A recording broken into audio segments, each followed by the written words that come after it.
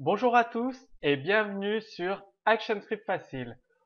Aujourd'hui, nous allons voir dans cette très courte vidéo, un tutoriel donc très court, sur la création d'un effet de texte défilant en ActionScript pur.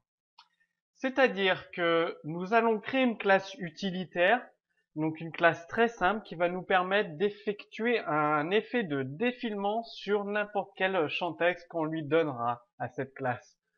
Elle a très peu de fonctionnalités, la vitesse est réglable et le texte à afficher avec le défilement sera complètement personnalisable. Passons tout de suite à la... Donc nous regardons dans le framework AS3 Facile, j'ai donc créé un nouveau package comme ceci, clic droit, flash package, .utils, .text, vous appuyez sur OK, j'en crée un nouveau pour vous montrer. Le package texte s'est créé. Je le supprime.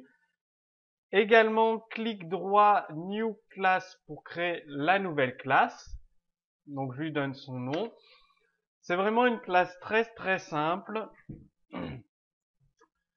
Elle a un constructeur qui contient en paramètre le textField. C'est-à-dire que dans cette classe, vous allez lui passer un objet textField et cet objet textField, il est complètement personnalisable. Cette classe va utiliser cet objet textField pour afficher le texte. Ça fait que vous pourrez lancer l'affichage de votre texte avec des polices partagées, des polices dynamiques, enfin ce que vous voulez. Vous allez voir dans l'exemple, c'est assez puissant. Donc, dans cette classe très simple, comment elle fonctionne? On a un autre constructeur, comme je vous le disais, avec en paramètre le textField qui peut prendre en compte tout ce que vous souhaitez. Nous verrons un exemple avec des polices dynamiques, donc avec un chargement d'un SWF. Le défilement fonctionne avec l'objet timer. On règle la vitesse de défilement sur 95 millisecondes par défaut. Et on met un écouteur sur timer, c'est-à-dire que toutes les 95 millisecondes, onText défile sera appelé par le timer, l'événement timer. Et qu'est-ce qu'on fait dans le texte défile? On a un index qui sera positionné à 0 et on récupère les lettres une par une qu'on met dans le champ texte. Ça fait une par une, toutes les 95 millisecondes, une nouvelle lettre va apparaître dans le champ texte. On incrémente.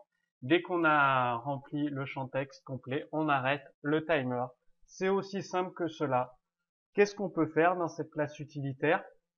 On peut régler la vitesse de défilement avec le délai donc en millisecondes, plus ou moins rapidement, arrêter le défilement en cours de route et démarrer le défilement du texte. Donc quand on démarre le défilement du texte, on lui passe comme valeur un texte et on lance le défilement tout simplement. Donc sTextInput, c'est une variable de la classe qui contient le champ texte qui sera réutilisé ici.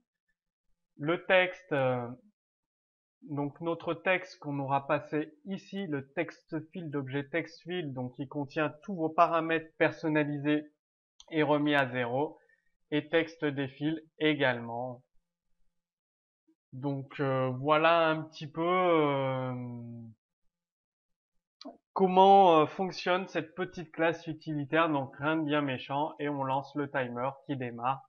Et donc à toutes les 95 ou suivant la vitesse que vous avez choisie, onTextDéfile sera appelé.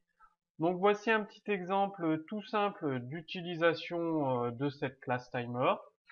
Qu'est-ce qu'on fait? On va utiliser un exemple qui charge des polices dynamiques. Donc on commence par charger notre fichier SWF qui contient nos polices de caractères. C'est un fichier SWF PAKFDT. On lance le chargement. À la fin du chargement, on appelle setup_UI. Et qu'est-ce qu'on fait dans setup_UI? Donc vous remarquez que j'ai créé une petite fonction qui s'appelle addText. Ça permet d'utiliser le framework AS3 Facile pour créer très rapidement un champ texte. Arial, taille 13, donc tous nos champs texte vont se ressembler et après on peut les personnaliser. Ça va beaucoup plus vite. Donc je crée mon champ texte, je le positionne. C'est un champ texte qui est en input, donc je le convertis en input, je l'ajoute sur la scène, donc c'est pour renseigner le texte qui va défiler. La vitesse de défilement, donc pareil, un champ texte en input, Et là, j'utilise une petite fonction qui s'appelle Focus Event, c'est-à-dire qu'à chaque fois que l'utilisateur va cliquer sur ce champ texte, ça va appeler onResetText. Qu'est-ce que fait onResetText? On récupère le texte, on le met à nul. Enfin, on le vide, quoi. On le met pas à nul, on le met à rien. Il est vidé, donc je vous montre ça. Focusing, ça peut être très utile. Dans beaucoup de formulaires en Flash, on voit ça. Dès que l'utilisateur clique sur le champ texte de type input, ça efface ce qu'il y avait à l'intérieur. Il y a également d'autres focus out quand l'utilisateur ressort du champ texte. Focus change, mouse focus change. Je me suis dit que cette classe pouvait vous intéresser. Après, le reste, c'est classique. On crée notre champ texte. Comme je vous l'ai dit, la classe accueille en paramètre de constructeur un objet text field. Donc, on crée notre champ texte, là, tout simplement, et on le personnalise. Donc, on utilise une police dynamique, on change sa taille, sa couleur, on active les polices embarquées, on le met sur la scène, donc il est positionné, et on le passe à TextDefield. Il faut savoir que UI TextField étant la classe TextField, donc il n'y a aucun problème, il sera très bien accepté en tant que paramètre du constructeur de notre classe utilitaire TextDefield. Donc c'est là la puissance du truc de cette classe utilitaire qui est très simple. Elle permet d'accepter un champ texte TextField. Donc vous donnez la taille de police que vous souhaitez, la couleur que vous souhaitez, si vous voulez utiliser une police dynamique ou non. Et il y a le petit bouton. Donc dès qu'on clique sur le bouton, c'est parti. Et qu'est-ce que ça fait? Eh ben, ça appelle notre classe.